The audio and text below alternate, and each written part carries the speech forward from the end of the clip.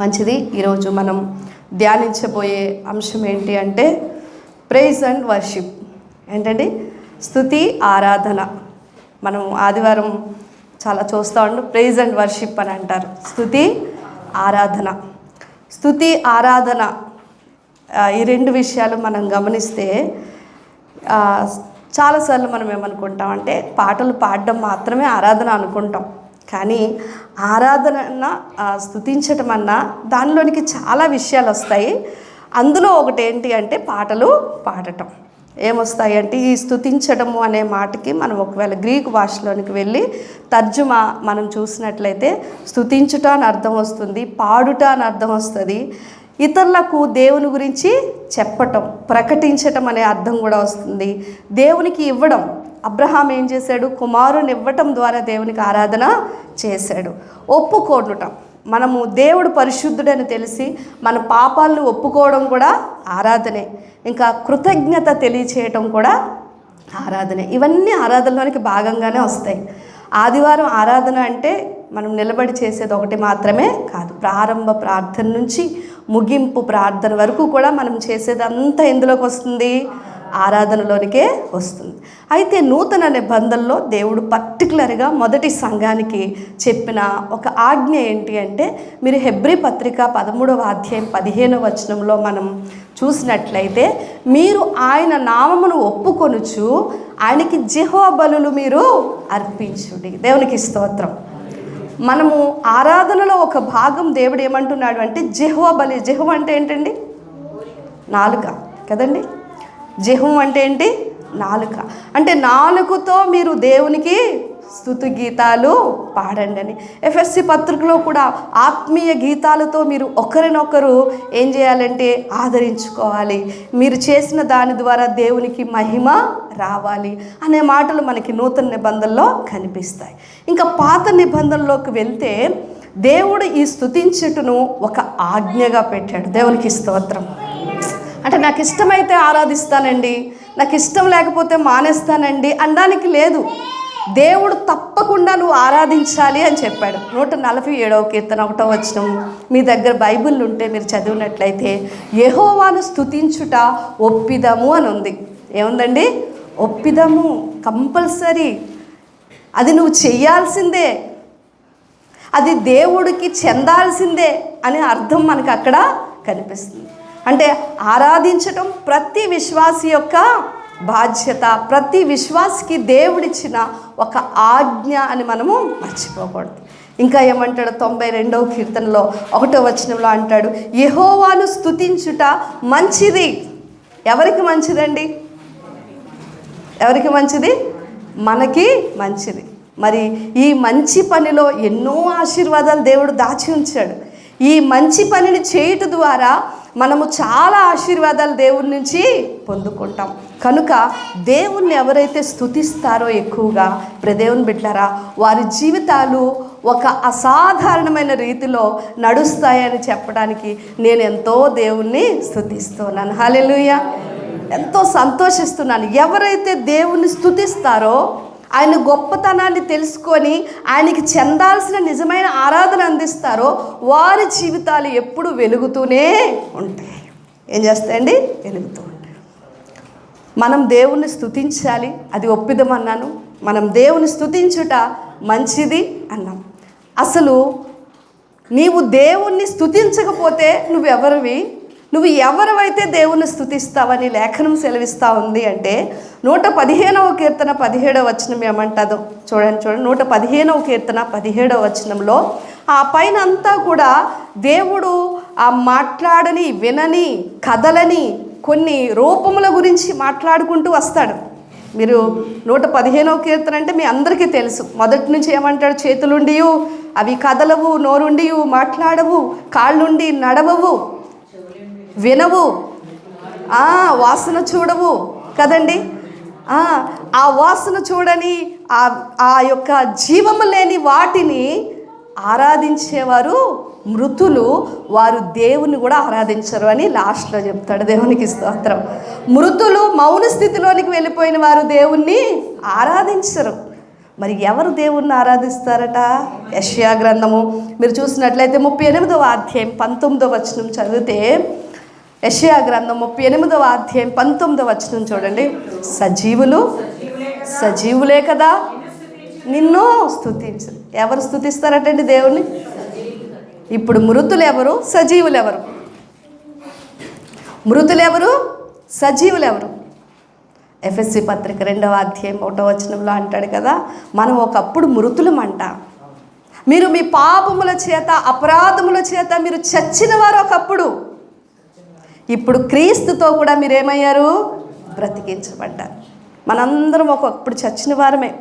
లోకం ఈరోజు ఎంత గొప్ప స్థితిలో వాళ్ళు ఉన్నా కూడా యేసు ప్రభుని ఎరగని వాళ్ళందరూ మృతులు.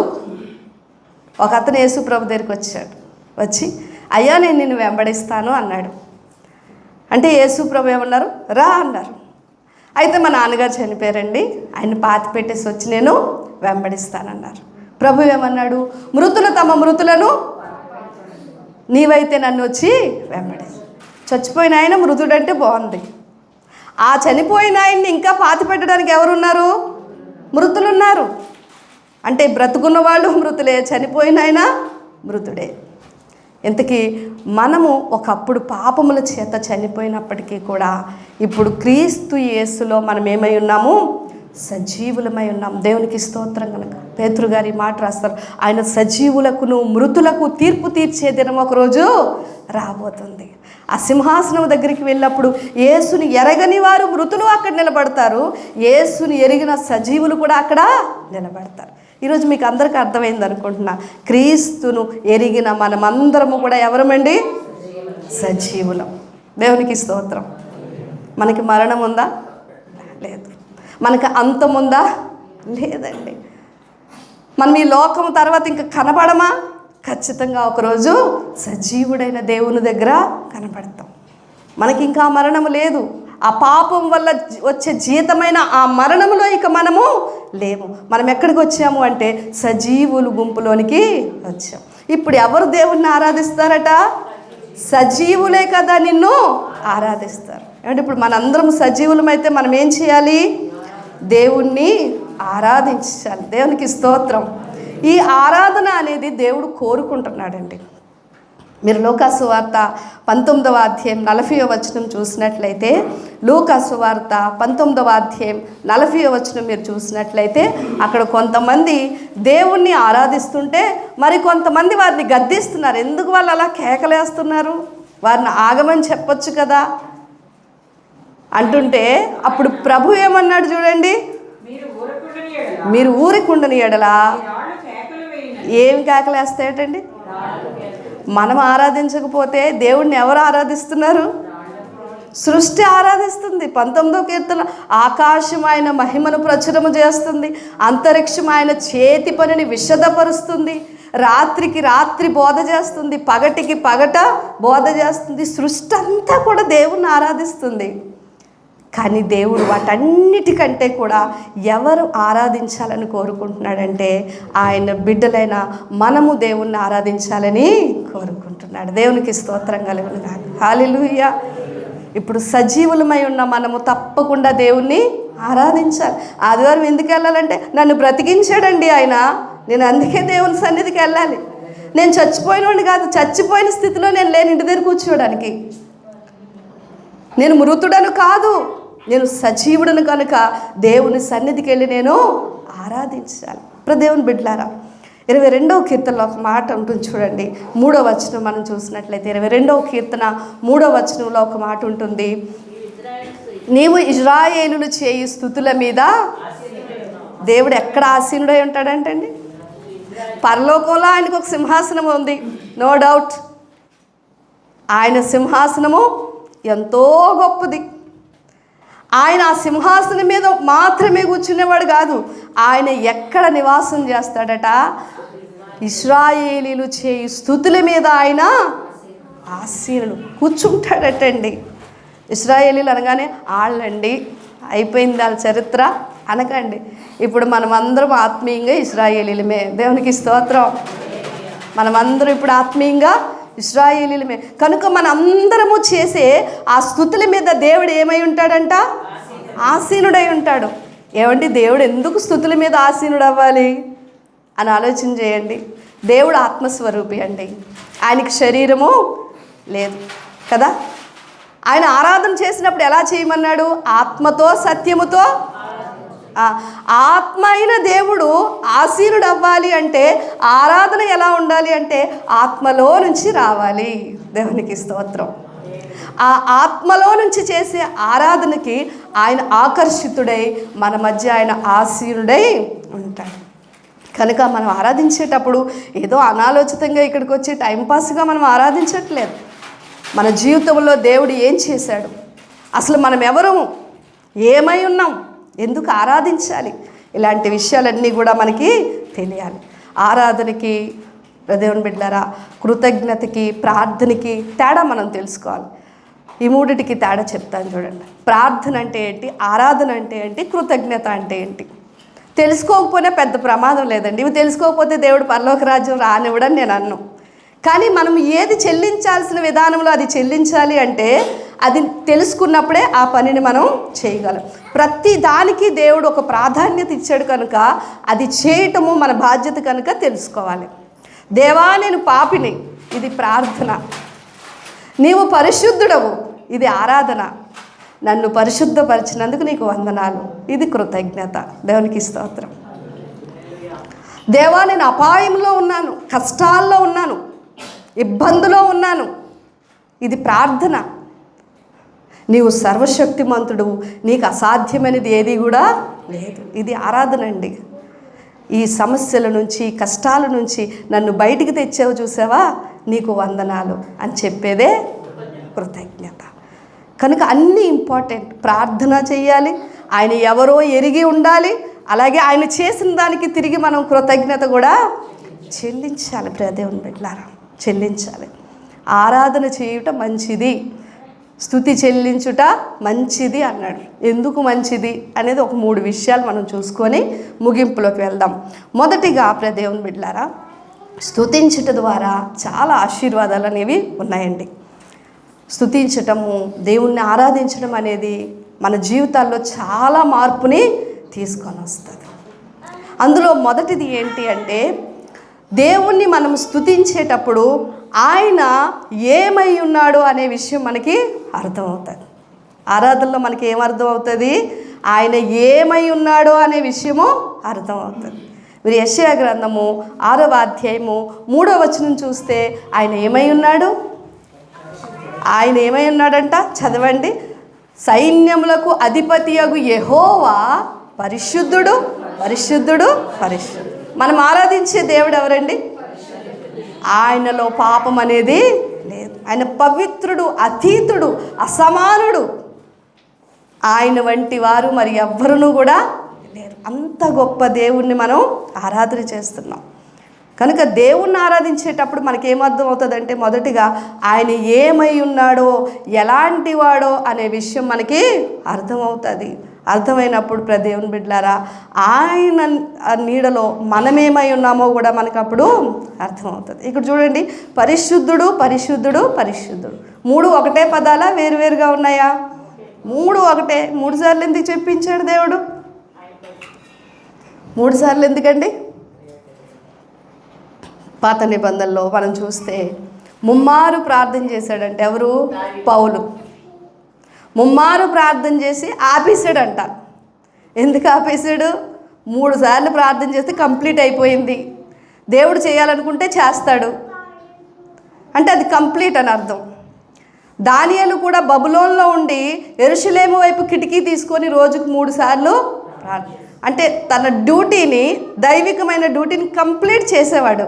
3 సార్లు చేయడం అంటే, ఒకవేళ మీరు కూడా అలాంటి నిర్ణయాలు తీసుకుంటే చాలా మంచిది. అంటే మనం చెయ్యాలని కాదు, కానీ ఇలాంటి వాక్యంలో నుంచి తీసుకొని మనకి సమయం లేనప్పుడు సరే అలాంటివి పెట్టుకోవడం చాలా మంచిది. భక్త సింగ్ గారు తన దగ్గరికి ఏ ప్రేయర్ రిక్వెస్ట్ వచ్చినా కూడా ఆ ప్రేయర్ గురించి, ఆ వ్యక్తి గురించి, ఆ అవసరత గురించి 3 సార్లు కంపల్సరీ ప్రార్థన చేసేవారట. దేవునికి స్తోత్రం. అంటే 3 సార్లు చెప్తున్నారు దేవదూతలు అంటే ఏంటంటే ఆయన పరిశుద్ధతలో సంపూర్ణుడు అని అర్థం. దేవునికి స్తోత్రం. ఆయన పరిపూర్ణుడని అర్థం. ఇది మొదటిది. రెండవది ఏంటో తెలుసా? మనం నమ్ముచున్న దేవుడు త్రియేక దేవుడు. ఏ దేవుడు అండి? త్రియేక దేవుడు, తండ్రి, కుమార, పరిశుద్ధాత్ములు. ఇప్పుడు ఆరాధన మనం ఎవరికి చేయాలి? తండ్రి, కుమార, పరిశుద్ధాత్ములైన త్రియేక దేవునికి మనం చేయాలి. ఇక్కడ పరిశుద్ధుడు పరిశుద్ధుడు పరిశుద్ధుడు, తండ్రి పరిశుద్ధుడు, కుమారుడు పరిశుద్ధుడు, పరిశుద్ధాత్ముడు పరిశుద్ధుడు. స్తోత్రం కలుగునుగాక. అంటే వారి ముగ్గురికి చెందాల్సిన ఆరాధనని వారు అందిస్తున్నారు. ఇంత గొప్ప దేవుణ్ణి మనం ఆరాధిస్తున్నప్పుడు దేవుని బిడ్డలారా, మన జీవితంలో ఏం జరుగుతుందో తెలుసండి? దాగి ఉన్న పాపాలన్నీ బయటికి వస్తాయి. మనలో ఎక్కడో పేరుకుపోయిన పాపాలన్నీ ఏం చేస్తాయి? బయటికి వచ్చి మన హృదయము దేవునికి దగ్గర అవుతుంది. ఏ కారణం చేతైనా మనం ఒకవేళ పాపంలో ఉండిపోతే, దేవునికి దూరం అయిపోతే, ఆరాధన చేసినప్పుడు మొదటిగా మనకేం జరుగుతుంది అంటే, మన పాపపు స్థితి దేవుని ఎదుట కనబడి, అరే ఎంత పరిశుద్ధుడైన దేవుణ్ణి నేను ఆరాధిస్తున్నాను, నేను ఇలా ఉండకూడదని ఆయనకి మరింతగా మనము దగ్గర అవుతాం. యెషయా విషయంలో అదే జరిగిందండి. అందరికీ తీర్పు తీర్చే యెషయా 6వ అధ్యాయానికి వచ్చేసరికి ఏమంటున్నాడంటే, వీళ్ళందరి సంగతి ఎత్తట్లేదు, నేను అపవిత్రమైన పెదవులు అంటే ఆ పరిశుద్ధ సింహాసనం చూస్తున్నప్పుడు, ఆ పరిశుద్ధ దూతలు దేవుణ్ణి ఆరాధిస్తున్నప్పుడు, అమ్మో ఇంత పరిశుద్ధుడైన దేవుని ఎదుట నేనేంటి ఇలా మాట్లాడేశాను, నా పెదవులు కరెక్ట్గా లేవు అని చెప్పి తనను తాను పవిత్రపరుచుకున్నాడు. దేవుని ఎదుట పశ్చాత్తాపడ్డాడు. కనుక ఆరాధన మనలో ఏం తీసుకొస్తుంది అంటే, మొదటిగా పశ్చాత్తాపాన్ని తీసుకొస్తుంది, ఆయనకి దగ్గర చేస్తుంది. ఆయన ఎవరో ఏమై ఉన్నాడు అనే విషయము ఎత్తి పాడి కీర్తిస్తున్నప్పుడు మనలో ఉన్న పాపపు స్థితి అనేది బయటికి వచ్చి మనము ప్రక్షాళన చేయబడతాం. ఇది మొదటిది.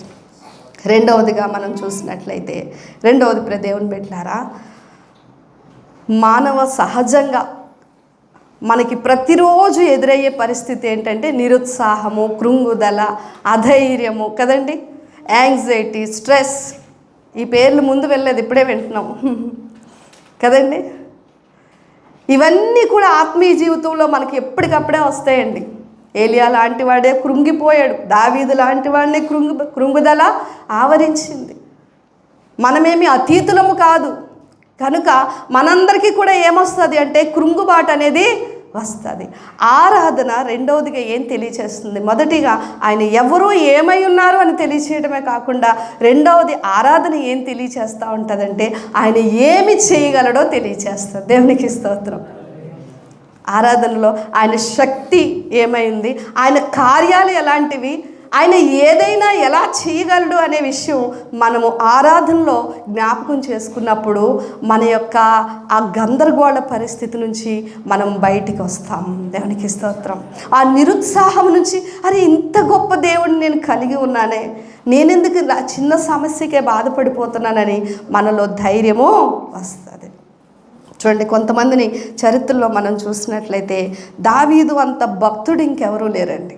దావీదు దేవుణ్ణి ఆరాధించటంలో అందరికంటే టాప్ లెవెల్లో ఉంటాడు కదండి. దావీదుకి దేవుడిచ్చిన మరి ఆ బిరుదుల్లో ఒకటి ఏంటంటే కీర్తనాకారుడు అంటాం. మనం ఏమంటామండి? కీర్తనాకారుడు అంటే పాటలు పాడేవాడు, రాసేవాడు, ఒక మంచి రచయిత. ఎవరి గురించి రాస్తాడు అంటే దేవుని యొక్క ఔన్నత్యం గురించి రాస్తాడు. అలాంటి దావీదు జీవితంలో ఒకసారి ఎలాంటి పరిస్థితి ఎదురైందో మొదటి సమూయేలు గ్రంథము 30వ అధ్యాయము 6వ వచనం చూడండి. మొదటి సమూయేలు గ్రంథము 30వ అధ్యాయము 6వ వచనం. మొదటి సమూయేలు గ్రంథం 30వ అధ్యాయం 6వ వచనం. ఎంత దుఃఖపడ్డాడండి? మిక్కిలి దుఃఖపడ్డాడంట. ఏం జరిగింది అంటే, ఆ పైనుంచి మీరు చదువుకుంటూ వస్తూ ఉంటే దావీదు తన మనుషులను కోల్పోయాడు, భార్యల్ని కోల్పోయాడు, తనకున్న సైన్యాన్ని కోల్పోయాడు, సర్వాన్ని కోల్పోయాడు. అన్నీ పోయాయి. దేవుడిచ్చిన రాజ్యం చేతిలో లేదండి. నిజంగా దేవుడు వాగ్దానం చేసిన సింహాసనం తనకి లేదు. అన్నీ కోల్పోయిన స్థితిలో మిక్కిలి దుఃఖపడెను. తర్వాత మరియు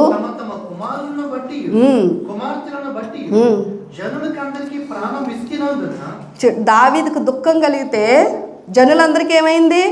దావీదుని వెంబడించి మేమన్నీ కోల్పోయామని వాళ్ళ ప్రాణాలు కూడా విసిగిపోయాయటండి. చూడండి, దావీదు మనుషులే తిరిగి ఏం చేస్తున్నారంటే దావీదును చంపాలని ప్రయత్నం చేస్తున్నారు. ఆ పైన మీరు చదివితే చాలా భయంకరమైన సిచ్యువేషన్ గుండా దావీదు వెళ్తాడు. హృదయం విరిగిపోయిన పరిస్థితులండి. అప్పుడు దావీదు ఏం చేశాడట చూడండి, దేవుడైన యెహోవాను బట్టి ఎలాంటి పరిస్థితుల్లో అండి, కృంగిపోయిన, అపజయము, ఓటమి, తన వారే తన మీద తిరుగుబాటు చేసిన పరిస్థితులు. మన పరిస్థితులన్నీ ఎంత గందరగోళంగా ఉన్నా ఒక్కసారి దేవుని వైపు చూస్తే ధైర్యం వస్తుంది. దేవునికి స్తోత్రం కలుగుగాక. దావీదుకి ఏం కలిగిందండి? అలాంటి ఒంటరి పరిస్థితుల్లో దావీదు దేవుని వైపు చూశాడంట. దావీదుకి దేవుడు ధైర్యమును ఇచ్చాడు. అందుకే యెహోవా యందు ఆనందించడం వల్ల మీరు నూతన బలము. ఏ బలం అండి? ఎదురు చూస్తే బలం తగ్గుతుందా పెరుగుతుందా? స్టేషన్కి వెళ్ళామనుకోండి, ట్రైన్ 1 గంట 2 గంటలు ఆలస్యం అనుకోండి, నీరసం వచ్చేది, మేకప్ అంతా సరిగిపోద్ది, పట్టుకెళ్ళిన ఫుడ్ అంతా అయిపోద్ది కదండి. ఏదన్నా సరే ఎదురు చూడండి. ఆటో బుక్ చేసాము, 1/2 గంట లేట్ అయింది, చిరాకు బరగా అడిగి ఫోన్ చేసి ఎదురు చూడటంలో విసుగొచ్చేస్తుంది. మనం ఫ్రెష్గా తయారైన వాళ్ళం కూడా అలసిపోతాం. కానీ దేవుని కొరకు ఎదురు చూసేవాళ్ళట నూతన బలం పొందుకుంటారు. దేవునికి స్తోత్రం కలుగుగాక. ఆలోచించేయండి. మన పాత బలం కాదు, నూతనంగా ఆయన మనకి బలాన్ని ఇస్తాడు. అందుకే నెహెమ్యా అంటాడు 8:10 అనుకుంటా, తమ దేవుని ఎరుగువారు బలము కలిగి గొప్ప కార్యములను. అంటే మన బలం కాదు, దేవుణ్ణి ఎరిగితే ఆయన బలంతో మనం ఏం చేస్తాం? గొప్ప కార్యాలను చేయగలం. ఒక భక్తుడు ఉన్నాడు బైబిల్లో, హబకుక్ అనే ప్రవక్త. ఆ ప్రవక్త దేవుని ఎదుట మఠం వేసుకొని కూర్చున్నాడు. ప్రభువా, నీతిమంతులం మేము, మమ్మల్ని తీసుకెళ్ళి అన్యుల చేతికి అప్పగించావు. భయంకరమైన దౌర్జన్యం చేసే ప్రజలు, వాళ్ళకి నీతి న్యాయం అనేది లేదు. వాళ్ళకి అసలు ఆ దైవిక భయం లేని ప్రజలకు వాళ్ళ చేతులకు మమ్మల్ని అప్పగించేసావు, ఏంటి అన్యాయం అని చెప్పేసి గోపురం ఎక్కువ కూర్చున్నాడంటే. ఎవరు? మళ్ళీ అంటాడు, మనం అప్పుడప్పుడు అలుగుతాం కదా దేవుని మీద, తాడో పేడో తెలుస్తూ, నాకేంటి కష్టాలు, నాకేంటి బాధలు, లోకం అంతా చూడు ఎంత సంతోషంగా ఉందని. అలాగే గోపురం ఎక్కువ కూర్చున్నాడంట. కూర్చుంటే హబకుక్కుతో దేవుడు మాట్లాడడం ప్రారంభించాడు. సంవత్సరములు గతించుచుండగా ఇదిగో నా కార్యాన్ని నూతన. నేను పని చేయట్లేదు అనుకుంటున్నావు కదా, నేను ఊరకనే ఉన్నాను అనుకుంటున్నావు కదా, చూడు నా కార్యం ఇలా జరుగుతుందని దేవుడు మొత్తం చూపించేసరికి ఆఖరిలో 3వ అధ్యాయం 17-18 వచనాల్లో రాసుకుంటూ వస్తాడు. సాలలో పశువులు, అంజూరపు చెట్లు ఫలింపకపోయినను, ఏది లేదు, ప్రాఫిట్ ఏం లేదు, జాబ్లో ప్రమోషన్ లేదు, బ్యాంక్ బ్యాలెన్స్ లేదు కదండి, ఏమీ లోకపరంగా ఏమీ లాభదాయకంగా వెళ్ళట్లేదు, అన్నీ ఆలస్యాలు, అన్నీ లేట్. కానీ హబకుక్ ఏమంటాడు? ఇవేమి లేకపోయినా పర్లేదు, నా రక్షణకర్త అయిన దేవుని యందు నేను ఆనందించుచున్నాను. దేవునికి స్తోత్రం కలుగుగాక. మనము శ్రమల్లో, కష్టాల్లో, తీరని కృంగుబాట్లో, గందరగోళ పరిస్థితుల్లో ఎవరి వైపు చూడాలండి? దేవుని వైపు చూడాలి. మీరు 2వ దినవృత్తాంతాల గ్రంథం 20వ అధ్యాయంలో మనకి మరొక రాజు కనిపిస్తాడు. ఆయన పేరేంటంటే యెహోషాపాతు. ఏ రాజు అండి? యెహోషాపాతు. యెహోషాపాతు ఎలాంటి పరిస్థితిలో ఉన్నాడంటే చివరికి అంటాడు, నేను దిక్కులేనోడిని అయిపోయినయ్యా అంటాడు, నా శక్తి చాలదంటాడు. ఆ మాటలు చదవండి. నాకు దిక్కెవ్వరూ లేదు, నువ్వు సహాయం నువ్వే నాకు దిక్కు. ఏ దిక్కు లేనోడికంట పై దిక్కు ఒకటి ఉందటండి. దేవునికి స్తోత్రం.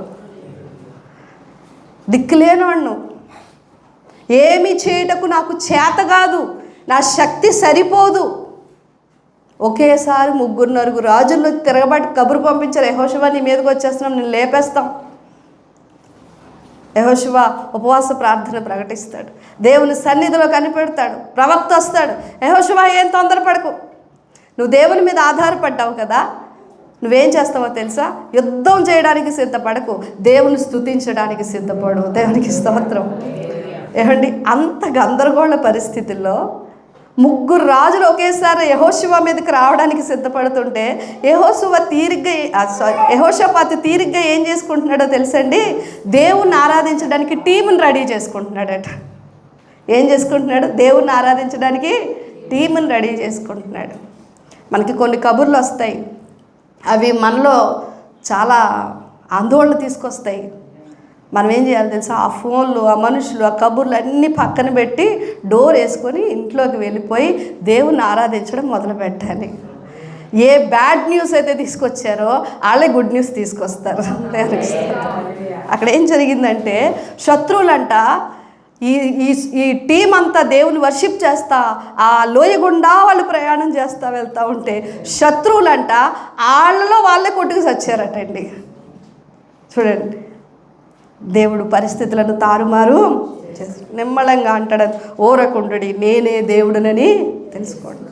కంగారు పడొద్దు, నువ్వు చేయాల్సింది చెయ్యి, స్తుతించు. ఆయన ఏమై ఉన్నాడో గ్రహించి ఆయన స్తుతించు. నాకు చాలా విపరీతమైన యాంగ్జైటీ, స్ట్రెస్ వస్తుంది కొన్నిసార్లు. దేవుని పెట్టారా, ఒక కంజరు పట్టుకొని ఒక మూలకి వెళ్ళిపోతాను. కేవలం దేవుని ఆరాధించడానికి కంజరు నేర్చుకున్నానండి.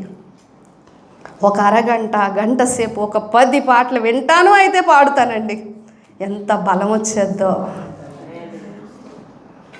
మనం అది చేయట్లేదు, ఇంకా ఆ పరిస్థితులతోనే పోరాడుతూ ఉంటాం, ఆ మనుషులతోనే పోరాడుతూ ఉంటాం, అందులోనే సతమతం అయిపోయి అటు ఇటు గందరగోళం అయిపోతాం. ఆ పరిస్థితులన్నీ పక్కకు నెట్టేసి మనం ఎవరి దగ్గరికి రావాలి? దేవుని దగ్గరికి రావాలి.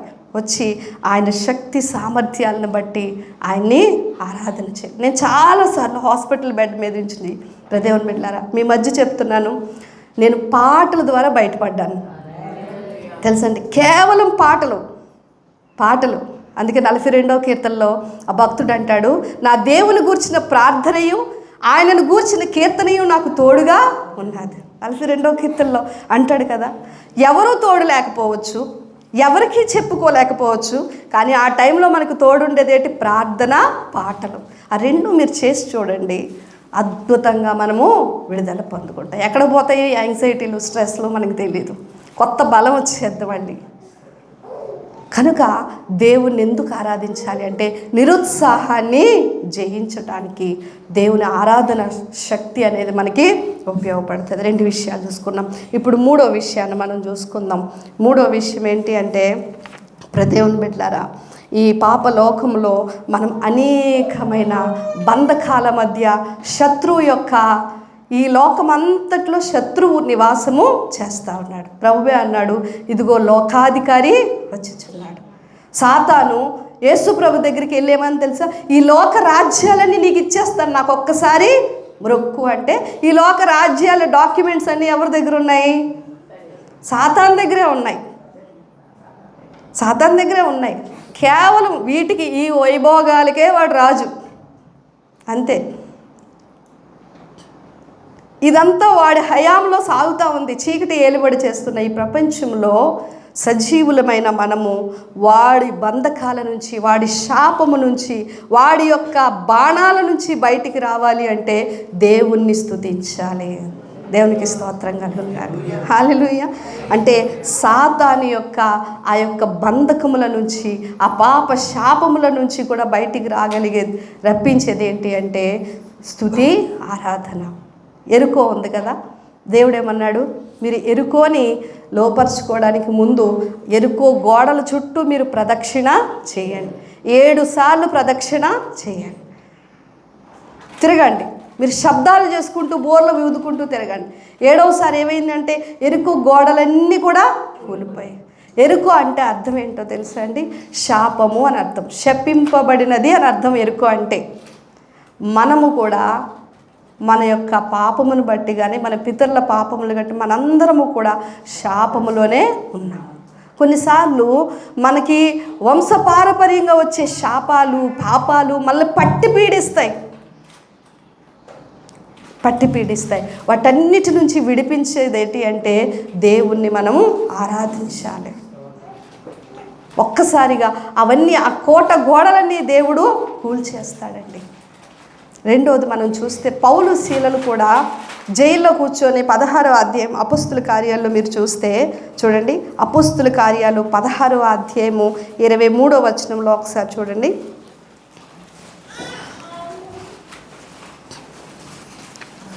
అపోస్తుల కార్యాలు 16 క్షమించాలి 16:25.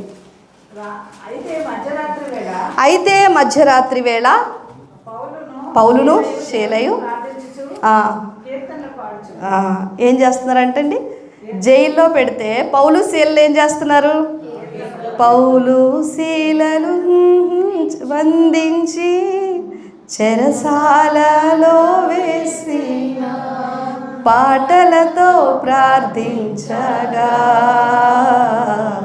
చెరసాల వృద్ధాలయ. దేవునికి స్తోత్రం. ఈరోజు మనం ఫిజికల్గా చెరసాలలో లేము, కానీ మనం అనేక సాతాను బంధకాల్లో ఉన్నాం. ఆలోచించేయండి. ఈరోజు మన పిల్లలు మొబైల్ అనే బంధకంలో లేరండి. మన ఇంటిలో అనేక సార్లు దేవుని సన్నిధి లేకపోగా దుష్టుడు తన రాజ్యాన్ని, తన యొక్క ఉనికిని మన కుటుంబాల్లో ఉంచుకోవట్లేదా? ఈ మాట అబద్ధం. మన ఇంట్లో మరి దేవుడు కాకుండా దెయ్యం కొన్నిసార్లు ఏలుబడి చేయట్లేదా? ఆ బంధకాలు, అలవాట్లు ఇలాగైపోతున్నారు. దానికి అలవాటు పడిపోయారు, దీనికి అలవాటు పడిపోయారు. దేనికి అలవాటు పడిపోయినా స్తుతించుట ద్వారా దాని నుంచి విడుదల పొందుకోవచ్చు. దేవునికి స్తోత్రం. దానియేలు ఎక్కడున్నాడంటే బబులోన్లో ఉన్నాడండి. దానియేలు అంట ప్రార్థన చేస్తుంటే ప్రార్థన ఎక్కడికి వెళ్ళింది, దేవుని సింహాసనం దగ్గరికి వెళ్తుంటే మొదటి రోజే ప్రార్థన చేయగానే అక్కడ ఎవరు అడ్డుకున్నారట, సాతానుడు అడ్డుకున్నాడు. సాతానుడు అడ్డుకోగానే ఇంకొక దూత సహాయముతో ఈ ప్రార్థన కంటిన్యూ అవుతూ ఉన్నప్పుడు దేవుని బిడ్డలారా, ఆ సాతాను యొక్క దేవదూత మికాయేలు సహాయముతో ఆ సాతాన్ని ఓడించి కిందకి వస్తాడు. అప్పుడు ఆ దేవదూత ఎవడు, దానియేలు నువ్వు ఫస్ట్ చేసిన ప్రార్థనకే నేను జవాబు తీసుకొని వస్తున్నానయ్యా, కానీ ఈ యొక్క రాజ్యం యొక్క అధిపతులు అని కొన్ని సాతాను పేర్లు చెప్తూ ఉంటారు. ఆ బబులోను రాజ్యానికి ఒక అధిపతి ఉన్నాడంట. వాడెవడు, ఒక చీకటి శక్తి. ఒక్కొక్క ప్రాంతానికి ఏమంటే వాళ్ళు కూడా టీం వర్క్ చేస్తున్నారు. ఈరోజు సాతాను టీం వర్క్, మెయిన్ లీడర్ ఒకడు ఉంటాడు. అందుకే ఎఫెసీ పత్రిక 6వ అధ్యాయంలో మనం పోరాడునది శరీరులతో కాదు, అంధకార సంబంధమైన ప్రధానులతో కదండి. ఒక లిస్ట్ రాస్తూ ఉంటారు, ప్రైమ్ మినిస్టర్స్ తర్వాత మన ప్రభుత్వాలు ఎలాగైతే కదండి రకరకాలుగా పదవులు పైనుంచి కింద వరకు ఉంటాయో, అలాగే సాతాను కూడా ఒక టీం. ఈ చిన్న దురాత్మలన్నీ వెళ్ళి పెద్దోడికి రిపోర్ట్ చేస్తాయి, గో పలానా కుటుంబాన్ని ఇలా చేయమన్నావు కదా, సక్సెస్ఫుల్గా నేను వాళ్ళని దేవునికి దూరం చేశాను, పలానా చోట ఇగో మీటింగ్ అవ్వకుండా దేవుని రాజ్యం అక్కడ స్థాపించబడకుండా నేను దాన్ని అడ్డుకోగలిగాను. ఇవంతా రిపోర్ట్ చేస్తూ ఉంటాయి. ఇది ఒక చీకటి ఏలుబడి చేస్తూ ఉంది మన చుట్టూ. సాతాను రాజ్యము ఆవరించి ఉన్న ఈ ప్రపంచంలో మనము దేని ద్వారా ఆ బంధకాల నుంచి బయటకు వస్తామంటే దేవుని బిడ్డలారా, దేవుణ్ణి ఆరాధించటం ద్వారా. దేవునికి స్తోత్రం కలుగునుగాక. హల్లెలూయా. మన బిడ్డల చుట్టూ మనము ఒక కంచె వేసుకోవాలి, మన కుటుంబాల చుట్టూ ఒక కంచె వేసుకోవాలి. 8వ కీర్తన 2వ వచనంలో అంటాడు కదా, స్తుతులతో నీవు దుర్గం అంటే ఏంటండి, కోట. ఆ దేవుడు స్తుతులతో కట్టే కోటను దాటి ఏ అపవాది కూడా నీ ఇంట్లోకి రాలేడు, నీ బిడ్డ మీదకి రాలేడు, నీ పరిస్థితుల మీదకి రాలేడు. మనం ఏం చేయాలండి, ఆ స్తుతులతో మన చుట్టూ ఒక దుర్గమును మనము స్థాపించుకోవాలి. అబ్బే ఈరోజు మనం అలాంటి పని చేయలేకపోతా ఉన్నాం. గమనించండి దేవుని బిడ్డలారా, ఆ శాప బంధకాల నుంచి దేవుడు మనల్ని విడిపించడమే కాకుండా, మీరు మొదటి సమూయేలు గ్రంథం 16వ అధ్యాయం 23వ వచనం చదివితే అక్కడ ఏముంటుందో తెలుసండి. సౌలు మీదకి రెగ్యులర్గా ఒక ఫ్రెండ్ వచ్చేదంట. ఏంటి ఆ ఫ్రెండ్? ఒక దురాత్మ. ఏంటండి, దేవుడు పరిశుద్ధాత్మనిస్తే మనోడు పరిశుద్ధాత్మను పక్కకు తోసేసి దురాత్మను సంపాదించుకున్నాడు. వాళ్ళ ఫ్రెండ్ ఎప్పటికప్పుడే వచ్చేసిదట ఎవరి మీదకి? సౌలు మీదకి. అప్పుడు సౌలు ఏం చేసేవాడంటే దావీదుని పిలిపించుకునేవాడంట. పిలిపించుకుంటే దావీదు వచ్చి సితార వాయించగానే, పాటలు పాడగానే దురాత్మ ఏమైందంట, వెళ్ళిపోయేది. మళ్ళా వచ్చేది, మళ్ళీ పిలిపించేవాడంట. ఇది రెగ్యులర్గా జరిగే పని. ఆలోచన చేయండి. ఏమంటే సితారా మనం వాయిద్దాం, దురాత్మ పారిపోద్దంటారా? పారిపోద్దా? దేవుని బిడ్డలారా, శక్తి సితారాలో లేదు కానీ ఆరాధించే దావీదులో ఉంది. దేవునికి స్తోత్రం. ఆరాధించే మనలో ఉంది శక్తి. ఆరాధించేవారు దేవుని యొక్క శక్తిని పొందుకొని దురాత్మలను పారద్రోలగలరు. గమనించండి. ఈ చీకటి ప్రపంచంలో మనం కూడా స్తుతులతో, ఆరాధనతో మన కుటుంబాల చుట్టూ దుర్గాలు కట్టుకోకపోతే, స్తుతించకపోతే దేవుడు దేంతో దుర్గం కడతాడండి? ఇక్కడ అంటున్నాడు కదా, స్తుతులతో దుర్గమును స్థాపించువాడు. స్తుతించకపోతే దుర్గాలు ఎక్కడ కట్టబడతాయి? కొంచెం ఓపిక తెచ్చుకుందాం. ఉదయాన్నే లేచి దేవుణ్ణి ఆరాధించే పని పెట్టుకుందాం. అది నీ కుటుంబానికి, నీ జీవితానికి ఎంతో ప్రయోజనకరం. మనం అనుకుంటాం పాటలే కదా, ప్రార్థనే కదా, వాక్యమే కదా, కానీ అదే మనకి రక్ష, అదే మనకి కాపుదల, అదే మన జీవితాలకి విజయం. గమనించండి దేవుని బిడ్డలారా. అయితే ఇంత ఆశీర్వాదాలను తీసుకొచ్చే ఈ ఆరాధన మనం ఎలా చేయాలంట? ప్రభువారే అన్నారు. ఒకసారి ఒక వ్యక్తి మరణించి పరలోకానికి వెళ్ళాడటండి. చాలా మంచి భక్తిపరుడట. యేసు ప్రభు అతన్ని తీసుకొని వెళ్ళి పరలోకం అంతా చూపిస్తున్నారటండి. ఈ వ్యక్తి మురిసిపోతున్నాడంట పరలోకం చూసి. అయితే దేవుడు అన్నాడంటే, పరలోకం అంతా చూసావు కదా, ఈసారి భూలోకాన్ని చూపిస్తాడు అన్నాడండి. ఆ పరలోకంలో నుంచి పాపం ఇతనికి చాలా ఆశటండి. నిజంగా భూలోకం ఎంత ఉంటుంది, భూలోకం మీద మనుషులు పరలోకానికి కనబడతారని ఎప్పుడు అనుకునేవాడంటే బ్రతుకున్నప్పుడు. ప్రభు చూపించి, ప్రభు నీ పుణ్యం ఉంటుందంటే రా నా కుమారుడు భూలోకాన్ని చూపిస్తానని పరలోకంలో నుంచి భూలోకాన్ని చూపిస్తున్నాడంట. లక్కీగా ఆ రోజు ఆదివారం అటండి. పరిశుద్ధులందరూ ఎక్కడికి వెళ్తారు? అబ్బో, మందిరానికి వెళ్తారు. అన్నీ చూస్తున్నాడంట. అందరూ మందిరాల్లోనికి కిలకిలా కిలకిలా కిలకిలా వచ్చేస్తున్నారంట. అబ్బో ప్రభా, ఎంతమంది మందిరాల్లోకి వచ్చేస్తున్నారు అంటే, చూడు చూడు. మందిరాల్లోకి వెళ్ళిన తర్వాత అందరూ ప్రార్థన చేయడము, సేవకుడు ప్రార్థన చేసి మనం పాటలు పాడుకుందాం అనగానే అందరూ పుస్తకాలు ఓపెన్ చేసి వారి యొక్క నోటితో పాటలు పాడుతున్నారు. ఇతను దేవుని బిడ్డలారా, వాళ్ళు పుస్తకాలు తెరవడం చూస్తున్నాడు, వాళ్ళు పాటలు పాడడం చూస్తున్నాడంట. వాళ్ళ పెదాలు కదులుతున్నాయి, కొంతమంది చప్పట్లు కొడుతున్నారంట, కొంతమంది గంభీరంగా స్వరమెత్తి పాడుతున్నారు. అటువైపు చూస్తే కీబోర్డ్ వాయించే బ్రదర్ కనిపిస్తున్నారు, ప్యాడ్స్ వాయించే బ్రదర్ కనిపిస్తున్నారు. వాళ్ళ వేళ్ళు ఆ స్ట్రింగ్స్ని మూవ్ చేయడం కనిపిస్తూ ఉంది. తర్వాత సేవకుడు లేచి నిలబడి ఆరాధన చేద్దామనగానే అందరూ లేచి నిలబడి మరి పాటలు పాడుతూ దేవుని స్తుతిస్తున్నారు. అన్నీ కనబడుతున్నాయటండి. వాక్య పఠనం చేస్తుంటే కనబడుతుందంట. అన్నీ కనబడుతున్నాయి, కానీ వినబడట్లేదటండి. ఏమవట్లేదు? వినబడట్లేదట. ప్రభువా, వాళ్ళు చేసే పిన్ టు పిన్ ప్రతిదీ కూడా నాకు కనబడుతుంది, కానీ వాళ్ళు ఏం మాట్లాడుతున్నారో, ఏం పాడుతున్నారో నాకేం వినబడట్లేదు, ఎందుకు ప్రభువా అని అడిగాడంట. అప్పుడు ప్రభు ఒక సైలెంట్ సమాధానం ఇచ్చాడంట. అదేంటో తెలుసా?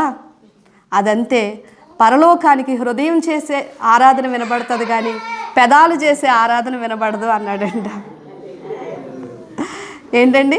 పరలోకానికి హృదయం చేసే ఆరాధన కనబడుతుంది కానీ పెదాలు చేసే ఆరాధన కనబడదయ్యా అన్నాడట. మత్తయి సువార్త 15వ అధ్యాయం 19వ వచనంలో ప్రభు అంటాడు, ఈ ప్రజలు పెదాలతో నన్ను ఆరాధిస్తున్నారు కానీ వారి హృదయం నాకు బహుదూరముగా ఉన్నారు. ఆయన అంటున్నాడు, ఈ ప్రజలు పెదాలతో నన్ను ఆరాధిస్తున్నాడు, పరిశుద్ధుడు అయ్యా అంటున్నారు, కానీ వాళ్ళ హృదయంలో నిజంగా నేను పరిశుద్ధుడిని అనే గ్రహింపు వాళ్ళకి లేదు, హృదయంతో చేయట్లేదు. అందుకే 1 యోహాను పత్రిక 3వ అధ్యాయం 15వ వచనం 19వ వచనంలో యోహాను గారు రాస్తూ అంటారు, ఏమంటారంటే, మనము నాలుకతోనూ మాటతోనూ కాక క్రియతోనూ సత్యముతోనూ ఆయన్ని ఆరాధన చేద్దాం. ఏం చేద్దామండి? క్రియతోనూ. చదువుతారా? 19వ వచనం, 3వ అధ్యాయం 19వ వచనం 1 యోహాను పత్రికలో.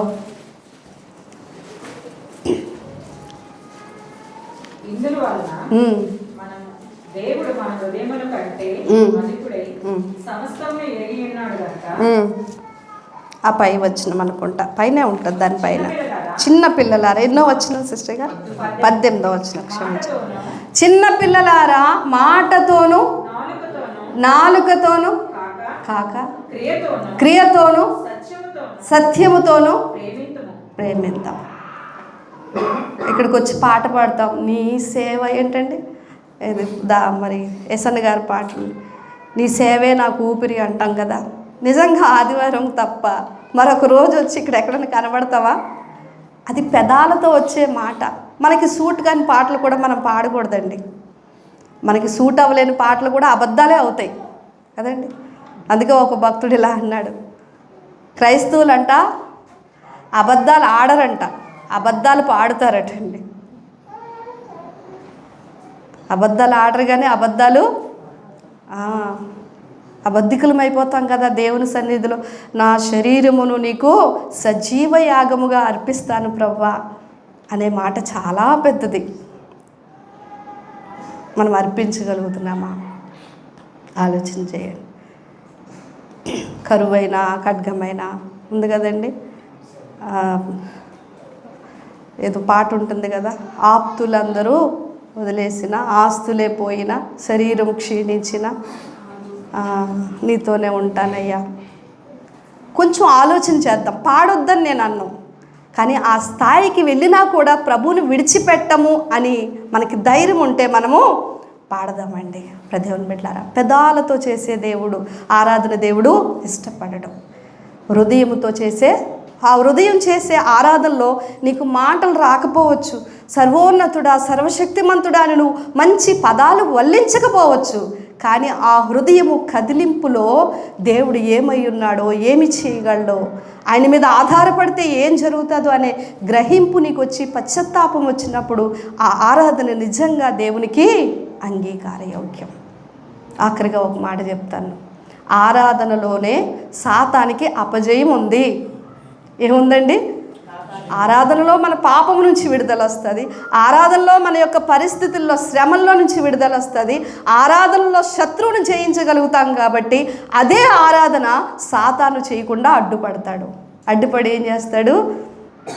మూగ దయ్యము, చెవిటి దయ్యం అని విన్నారు కదా నూతన నిబంధనలో. వాక్యం ఎప్పుడు కూడా అప్పటికప్పుడు అది మూగ దయ్యం, తర్వాత సంఘానికి అది ఏ దయ్యం అంటే దేవుణ్ణి స్తుతించకుండా చేసే దయ్యం. మనకి మాటలు రాకుండా చేసే దయ్యం కాదు, కానీ దేవుని స్తుతించే మాటలు రాకుండా చేసే దయ్యం మూగ దయ్యము ఈరోజు మనలను పట్టి పీడిస్తుందా?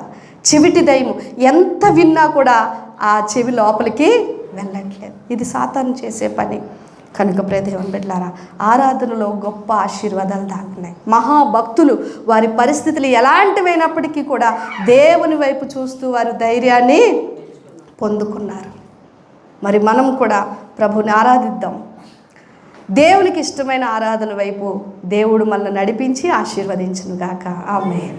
కళ్ళు మూసుకుంటే ప్రార్థన చేసుకో.